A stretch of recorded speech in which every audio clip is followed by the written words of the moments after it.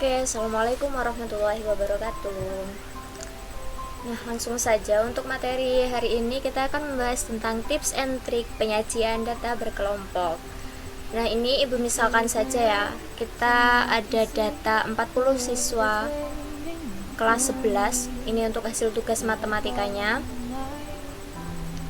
Kemudian perintahnya itu kita harus menyajikan tabel distribusi frekuensi, harus menyajikan histogram, poligon, ogive, dan distribusi frekuensi kumulatifnya. Nah, cara-caranya ini cukup mudah. Langkah pertama, kita harus mengurutkan data terlebih dahulu. Jika sudah diurutkan data 40 siswa tadi, hasil tugas matematikanya tadi, kemudian kita tentukan nilai terkecil dan nilai terbesarnya yang paling terbesar. X min 66, X max 80. Nah, setelah mengurutkan data, setelah bertemu dengan X min dan X max, kemudian kita harus menghitung rentang. Biasanya rentang itu juga disebut dengan jangkauan. Nah, rumusnya itu X max kurangi X min. Kemudian menghitung jumlah kelas, langkah-langkahnya seperti ini, dan bertemu jumlah kelasnya adalah 6. Kemudian untuk menghitung panjang kelas, yaitu dengan rentang dibagi dengan jumlah kelas, sehingga bertemu dengan nilai 3 ini. Hasil yang sesungguhnya kan adalah 2,3 ya, tapi untuk memudahkan menyusun TDF ini itu tabel distribusi frekuensi, makanya kita membulatkannya ke atas agar agar nilai yang di komanya ini tuh bisa masuk di rentang kelas tersebut gitu. Kemudian setelah kita mengetahui panjang kelas, mengetahui banyaknya kelas, kita harus menentukan batas data terendah atau ujung bawah interval kelas pertama. Nah, untuk menentukan batas data terendah ini, kita sebenarnya bisa menentukannya secara bebas gitu ya. Jadi tidak harus pakai rumus yang tertentu, tidak, tetapi kita bisa menggunakan permisalan. Misal saja batas data terendah yang ibu ambil ini adalah 65 gitu. Nah, setelah menentukan batas data terendah, kemudian kita menentukan ujung atas interval kelas pertama. Kan tadi sudah batas data terendah di kelas pertama ya. Selanjutnya kita menentukan batas data tertinggi di kelas pertama juga, atau ini ujung atas interval kelas pertama. Nah, cara merumuskannya, cara mencarinya itu ujung bawah interval ditambah dengan P ini tadi adalah panjang kelas, dikurangi dengan 1. Nah, tadi ujung bawah intervalnya itu 65, kemudian panjang kelasnya adalah 3, dan dikurangi 1, hasilnya adalah 67. Setelah mendapatkan batas data terendah kelas pertama dan batas data tertinggi kelas pertama juga, kita bisa mengulangi cara kelima 6 ini sesuai dengan jumlah kelasnya. Setelah itu kita bisa membuat tabel distribusi frekuensinya, dan seperti inilah penampakan dari tabel distribusi frekuensi ya. Terkadang juga penyajian tabel distribusi frekuensi itu untuk titik tengah, nilai titik tengah ini dan turusnya ini tuh tidak disajikan. Jadi hanya menyajikan hasil tugas ini saja, kayak rentang kelas ini ya, dan frekuensi ini. Terus untuk ini kan kelas pertama 65 sampai 67, kelas kedua 68 sampai 70. Kita mendapatkan nilai-nilai ini itu berdasarkan tadi cara kelima dan cara keenam yang kita lakukan sebanyak 6 kali sesuai dengan jumlah kelasnya. Nah, jika kita di tabel distribusi frekuensi ingin menyajikan titik tengah, rumus titik tengahnya adalah ini. Ujung bawah interval ditambah ujung atas interval dibagi 2. Ya, ibu contohkan untuk 2 kelas ya. Untuk kelas pertama, ujung bawah interval kan ini 65, kemudian ditambah dengan 67 dibagi 2, bertemulah dengan nilai 66. Semisal kita ingin mencari titik tengah kelas kedua, berarti kan ujung bawah intervalnya 68 ini, kemudian ditambahkan dengan ujung atas interval yaitu 70. Setelah itu kita bagi dengan 2 dan bertemu dengan 69.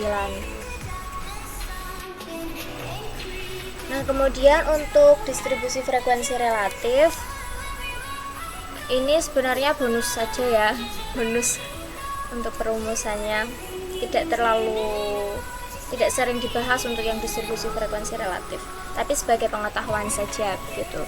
Rumus untuk mencari frekuensi relatifnya itu frekuensi kelas yang akan kita cari frekuensi relatifnya, kemudian dibagi dengan banyaknya data itu n gitu ya, kita biasa menyebutnya dengan n, ini sigma fi gitu, kemudian dikalikan dengan 100%.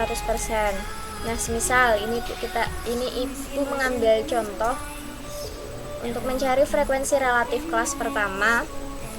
Kelas pertama tadi kan frekuensi biasanya kan 2 ya, ada 2, kemudian dibagi dengan n nya ada 40, banyak data keseluruhannya, kemudian dikalikan dengan 100%, sehingga bertemunya 5%. Semisal lagi ibu mau mencari frekuensi relatif kelas kedua tadi frekuensinya ada berapa? Ada 5, kemudian dibagi dengan n juga, dibagi dengan 40, kemudian kita kalikan dengan 100%, maka hasilnya 12,5%. Dan jika disajikan secara lengkap dalam bentuk tabel, maka akan bertemu seperti ini. Dan jika nilai frekuensi relatif antara kelas ke-1, kelas ke-2 sampai kelas ke-6 jika dijumlahkan, itu totalnya akan menjadi 100%. Ukuran frekuensi relatif ini juga umumnya menggunakan persen ini gitu ya. Nah, kemudian untuk distribusi frekuensi kumulatif, nah ini sepertinya yang banyak ditanyakan kemarin ya. Distribusi frekuensi kumulatif ini itu pertama kita harus menentukan dulu tepi kelas atau batas nyata kelas. Kemarin itu ibu menyebutnya batas bawah gitu ya, sepertinya kurang paham kalau misal pakai batas bawah karena lebih ambigu gitu kan. Jadi ibu menggunakan bahasa tepi kelas gitu. Kita mencarinya itu dengan rumus, jika kita ingin mencari tepi bawah, maka batas bawah kelas tersebut dikurangi dengan 0,5. Jika ingin mencari tepi atas, maka batas atas kelas tersebut ditambah dengan 0,5. Ibu kasih contoh, misal ingin mencari tepi bawah dan tepi atas kelas pertama. Untuk tepi bawah, batas bawah kelas pertama tadi kan 65. Nah, kemudian 65 itu kita kurangkan dengan 0,5 sehingga bertemu dengan 64,5. Nah, jika ingin mencari tepi atas, tadi tepi atas kelas pertama itu adalah 67. Batas atas kelas pertama tadi kan 67 gitu. Kemudian kita jumlahkan dengan 0,5 sehingga bertemu 67,5 dan seterusnya sampai kelas ke-6. Bisa dicari menggunakan rumus yang ini gitu. Setelah selesai menentukan tepi bawah dan tepi atas, selanjutnya kita bisa membuat tabel. Nah, untuk mempermudahnya, kita bisa membuat tabel dengan menyajikan tepi bawah dan tepi atasnya. Seperti ini. Kita sajikan tuh tepi bawah, tepi atasnya, dituliskan di tabel maksudnya ya. Kemudian setelah sudah, kita bisa membuat tabel distribusi frekuensi kumulatif. Nah, untuk tabel distribusi frekuensi kumulatif itu kan ada 2 jenis. Frekuensi kumulatif kurang dari dan frekuensi kumulatif lebih dari. Yang kemarin sempat ibu singgung ya terkait 2 jenis distribusi frekuensi kumulatif itu. Nah, semisal kita ingin mencari frekuensi kumulatif kurang dari, untuk mempermudahnya, jika kurang dari yang di bagian hasil tugas ini, kita menggunakan yang tepi atas saja. Jadi semisal untuk yang kelas pertama kurang dari 67,5, frekuensi kumulatifnya berapa? Ada 2. 2 itu dapatnya dari mana? Kita lihat nilai yang kurang dari 67,5 itu berada di kelas mana? Berada di kelas pertama. Oh, frekuensinya ada berapa? Oh, ada 2 gitu. Kemudian untuk yang kelas kedua ini kita mencari frekuensi kumulatif yang kurang dari 70,5. 70,5 kan letaknya ada di sini ya. Nah, berapa frekuensi kumulatif yang kurang dari 70,5? Maka caranya itu kita menjumlahkan frekuensi kelas tersebut 5 ini, kita jumlahkan dengan frekuensi kelas sebelumnya yaitu 2, sehingga bertemulah dengan angka 7 ini. Begitupun seterusnya ya. Untuk yang kelas ketiga ini kurang dari 73,5, berarti kan ada di kelas ketiga di sini. Nah, berapa frekuensi kumulatif kurang darinya? Frekuensi kumulatifnya kita jumlahkan, frekuensi kumulatifnya kita cari dengan menjumlahkan frekuensi-frekuensi ini. 73,5 kan terletak di sini kelas ketiga. Kemudian kita jumlahkan dengan frekuensi sebelumnya 5, berarti ada 18. Kemudian jumlahkan lagi dengan frekuensi yang sebelumnya, berarti ada 20, dan seterusnya hingga frekuensi kumulatif kurang dari 82,5 ini. Nah, selanjutnya untuk frekuensi kumulatif lebih dari, untuk mempermudah dalam pembuatannya kita menggunakan tepi bawah. Kita menggunakan tepi bawah ini. Jadi di sini kita tuliskan lebih dari 64,5 dan seterusnya hingga lebih dari 79,5. Untuk mencari frekuensi kumulatif lebih dari, misal kita ingin mencari yang ini, lebih dari 64,5. 64,5 berarti ada di sini. Ada di baris pertama ini ya. Ada berapa banyak nilai siswa yang lebih dari 64,5. Berarti kan cara mudahnya kita seperti menjumlahkan keseluruhan ini. Keseluruhan ini kita jumlahkan. Berarti kan ada 40 sesuai dengan banyak datanya tadi. Kemudian jika ingin mencari frekuensi kumulatif lebih dari 67,5. 67,5 ada di mana? Ada di sini di baris kedua. Baris kedua ini ya. Nah, untuk mencarinya tadi kan yang lebih dari 64 itu ada 40. Kemudian jika mencari yang lebih dari 67,5, kita tinggal mengurangkan dengan frekuensi kelas sebelumnya. Di sini berarti 40 tadi kita kurangkan dengan 2, bertemulah 38. Kemudian jika ingin mencari frekuensi kumulatif lebih dari 70,5, kita lihat 70,5 itu ada di mana? Oh, ada di baris ketiga. Ada di baris ketiga sini. Nah, cara mencarinya itu kan baris ketiga ada di sini. Set. Nah, tadi yang frekuensi kumulatif lebih dari 67,5 itu kan ada 38. Nah, nilai 38 itu tadi bisa kita kurangkan dengan nilai yang kelas sebelumnya, yaitu nilai frekuensi 5 ini, sehingga bertemu dengan 33. Untuk yang lebih dari 73,5, lebih dari 76,5, lebih dari 79,5, caranya mengikuti yang sebelum-sebelumnya. Jadi untuk yang frekuensi kumulatif lebih dari ini lebih ke mengurangkan dengan kelas sebelumnya. Sedangkan untuk yang frekuensi kumulatif kurang dari ini lebih ke menjumlahkan dengan kelas sebelumnya. Perbedaannya seperti itu ya. Nah, Ibu lanjut lagi untuk yang histogram. Sebelum kita membuat histogram, kita harus membuat tabel distribusi frekuensinya terlebih dahulu. Dan jika ingin lebih mudah lagi, kita bisa membuat PDF yang mencantumkan tepi bawah dan tepi atas. Sudah terbuat ya tabelnya, sama seperti yang tadi. Kemudian kita bisa membuat histogramnya, diagram histogramnya. Bisa membuat histogram.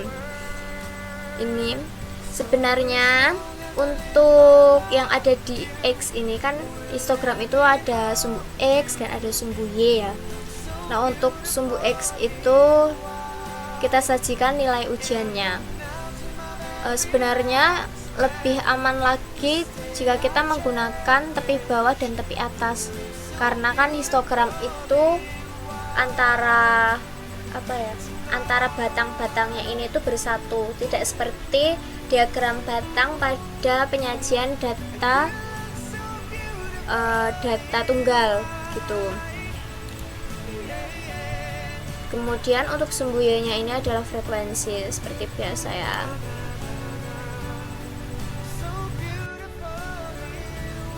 Nah, selanjutnya untuk poligon frekuensi, ini biasanya disebut poligon saja sih ya. Untuk cara membuat poligon frekuensi, pertama kita harus membuat TDF-nya dulu, tabel distribusi frekuensi. Yang lebih baiknya kita itu harus menyertakan titik tengahnya. Setelah membuat tabel distribusi frekuensi yang ada titik tengahnya, caranya seperti yang tadi sudah dijelaskan. Kemudian kita bisa membuat poligonnya, dan alhasil seperti ini gambar poligonnya. Jadi poligon itu menghubungkan antara titik tengah tiap kelas tersebut, kita hubungkan sehingga membentuk suatu garis. Nah, garis seperti inilah yang disebut dengan poligon.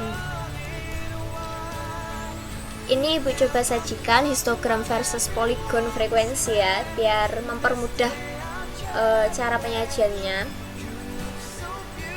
Nah, untuk histogram tadi kan sudah dalam bentuk batang-batang seperti ini.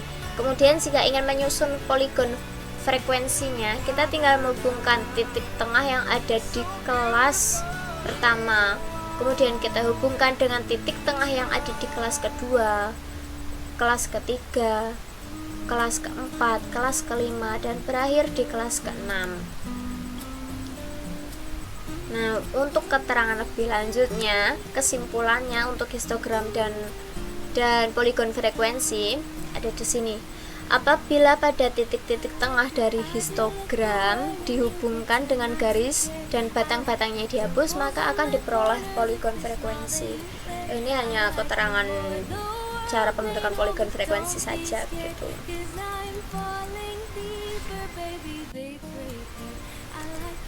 Kemudian untuk OGIF ini berbeda dengan penyajian histogram dan poligon frekuensi ya. OGIF ini kita menggunakan frekuensi kumulatif. Jadi sebelum kita membuat OGIF-nya, kita harus membuat TDF kumulatifnya seperti ini. Setelah membuat TDF kumulatif, kita baru bisa membuat OGIF. Nah, OGIF di sini ada dua jenis, yaitu OGIF naik atau yang biasa disebut dengan OGIF positif, dan ada OGIF turun atau yang biasa disebut dengan OGIF negatif. Nah, untuk membuat OGIF ini penyajiannya seperti ini. Di sumbu X kita sajikan frekuensinya, hasil tugasnya gitu, kurang dari 67,5, kurang dari 70,5. Terus yang ada di sini itu frekuensi kumulatifnya.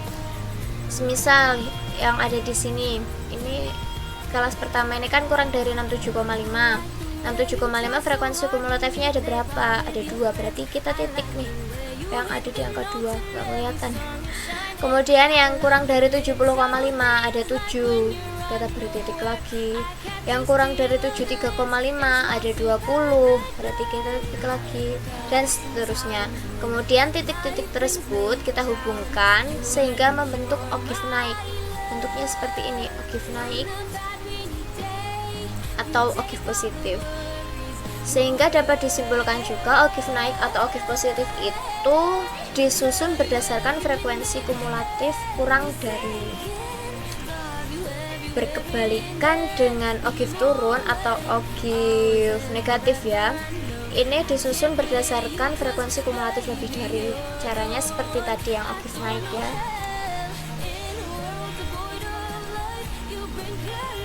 Nah, kemudian di sini Ibu beri latihan soal, bisa dikerjakan dalam berkelompok ataupun individu di buku tugasnya masing-masing. Cukup sekian. Assalamualaikum warahmatullahi wabarakatuh.